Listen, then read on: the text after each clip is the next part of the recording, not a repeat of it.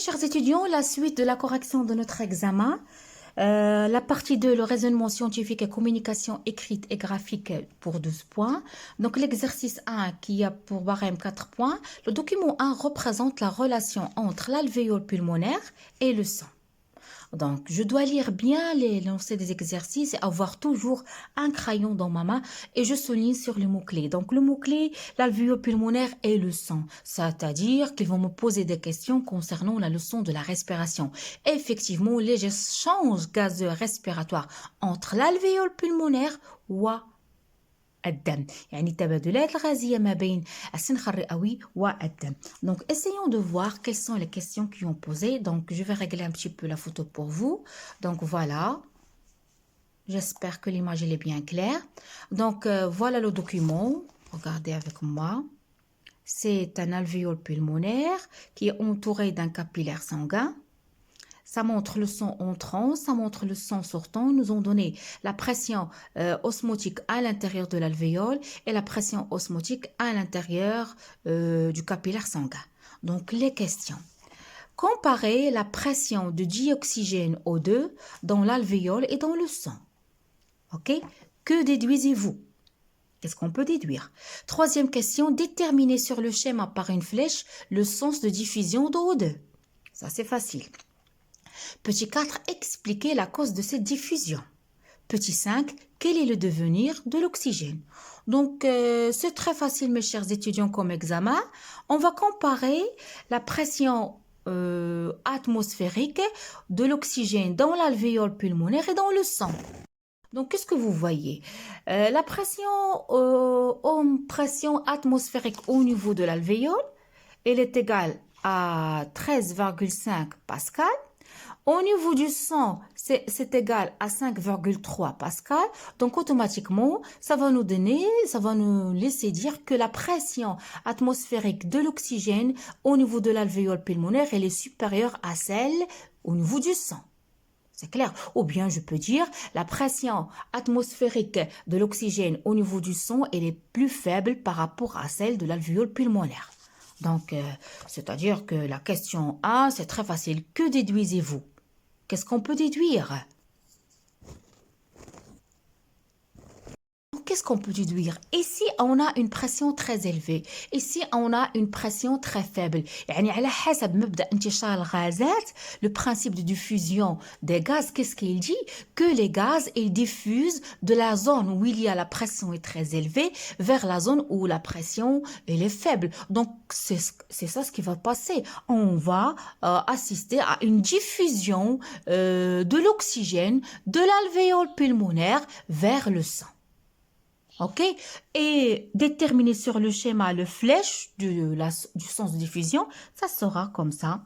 Vous allez prendre un crayon rouge et vous allez montrer la diffusion. Vous écrivez à côté de la flèche CO2. Expliquez la cause de cette diffusion. Quelle est la cause de cette diffusion, mes chers étudiants? Vu qu'on a une différence de pression, on a une zone où il y a la pression très élevée, on a une zone où il y a la pression elle est très faible. C'est cette différence de pression qui va conduire à la diffusion de l'oxygène de la zone la plus élevée, de la zone dont la pression est très élevée, l'alvéole pulmonaire, vers la zone où la pression est très faible, c'est le sang. Quel est le devenir de l'oxygène? Donc, vous connaissez la réponse. Une fois que l'oxygène est dans le sang, il sera associé à l'hémoglobine pour former ما أسميه بالخطاب الأكسجيني. Il sera الخطاب الأكسجيني, c'est-à-dire l'oxyhémoglobine, sera transporté vers les organes, vers les tissus, vers les cellules. Voilà les éléments de réponse pour ceux qui ont encore de problèmes. La question 1, la pression de dioxygène O2 dans l'alvéole est supérieure à sa pression dans le sang. On déduit que le dioxygène diffusera de l'alvéole vers le sang. La flèche, c'est ici. Regardez, je l'ai déjà montré pour vous tout à l'heure. Expliquez pourquoi cette diffusion. Parce que la diffusion de dioxygène est due à la différence de pression existante entre le sang et l'alvéole. Vu qu'on a une différence de pression, ça va conduire à cette diffusion. Quel est le devenir de dioxygène?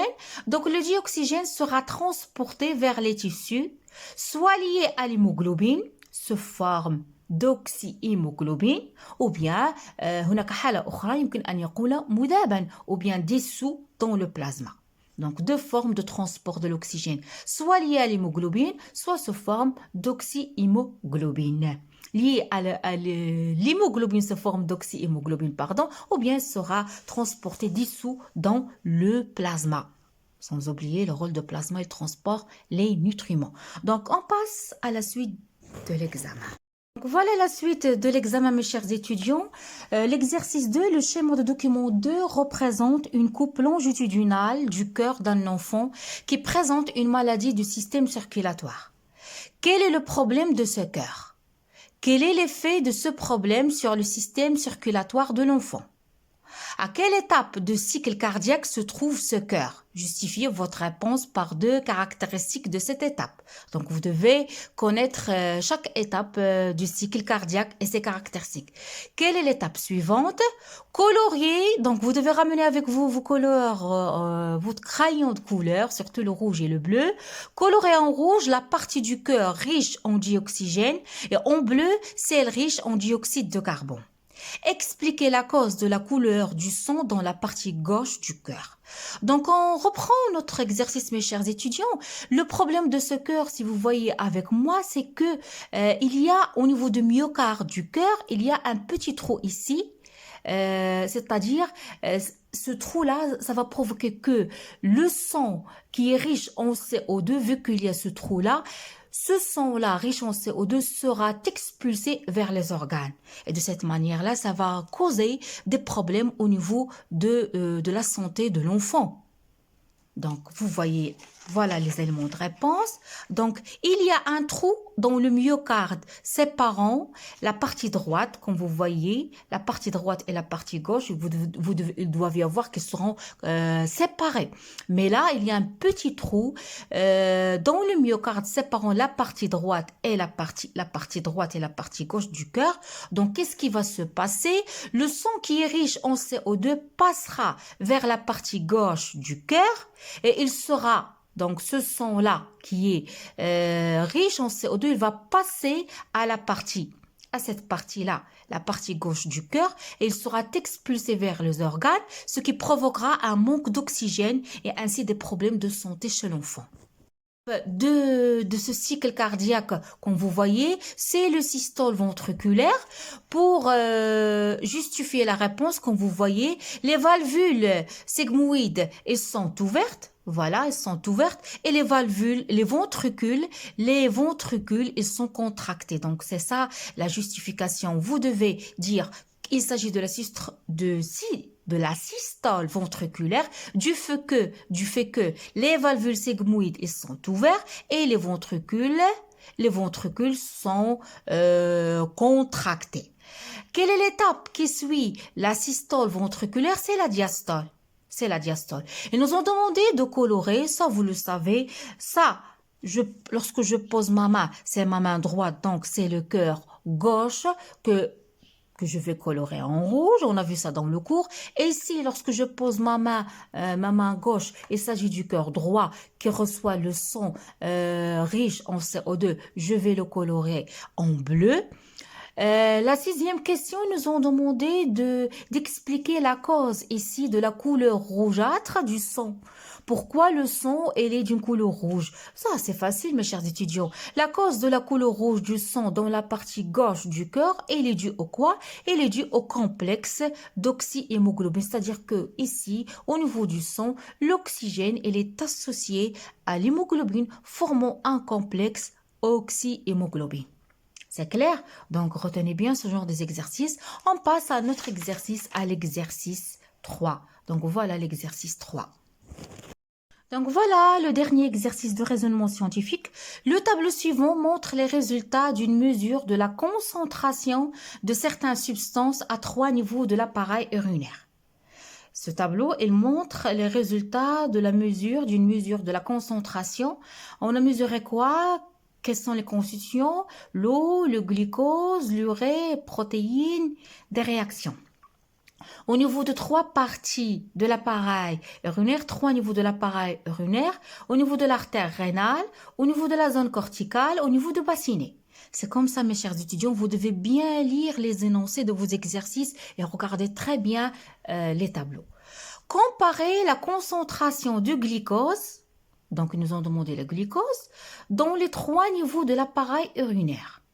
Comme vous voyez, que déduisez-vous? Quelle est la conclusion? Si je regarde, la concentration de glucose au niveau de l'artère rénale est égale à 1 g par litre. Même chose au niveau de la zone corticale, mais sa concentration, il s'annule au niveau du bassinet. Donc, qu'est-ce qu'on peut déduire? Regardez avec moi. Donc, voilà. La concentration du glucose dans l'artère rénale, elle est égale à celle dans la zone corticale. 1, tandis que le glucose est absent dans le bassinet. On note une disparition du glucose. Le glucose est absent au niveau du bassinet. Donc, qu'est-ce qu'on peut déduire? Vu qu'il est absent, qu'est-ce qui s'est passé? Oui, quel est le phénomène? On déduit qu'il y a eu une réabsorption de glucose au niveau de la zone corticale. Au niveau de la zone corticale, le glucose a été réabsorbé. C'est clair? On passe à la 3e question. La 3e question, expliquez l'augmentation de la concentration de l'urée dans le bassinet.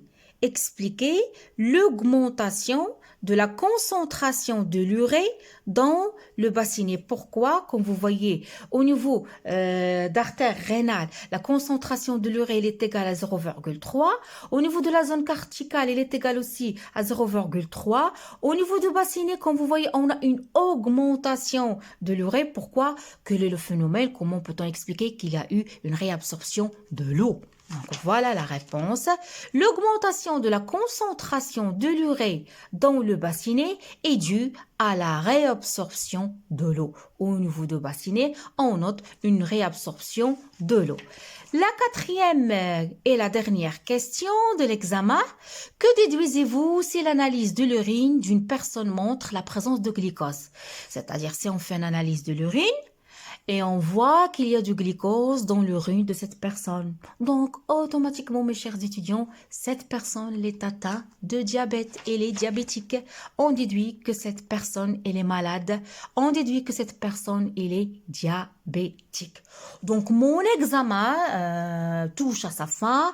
J'espère qu'à travers cet examen-là, vous avez eu une idée concernant le genre de questions que vous aurez. Comme vous voyez, on a travaillé tant des exercices. On a travaillé un exercice de raisonnement scientifique concernant l'appareil urinaire, un autre exercice concernant l'appareil circulatoire, un autre exercice concernant l'appareil respiratoire, différents types d'exercices de restitution de connaissances. Donc, tout est clair pour vous. Si vous en avez des questions, vous pouvez me les laisser dans la partie commentaires. Je vous adore. Abonnez-vous à ma chaîne. Laissez-moi des commentaires, des pouces bleus.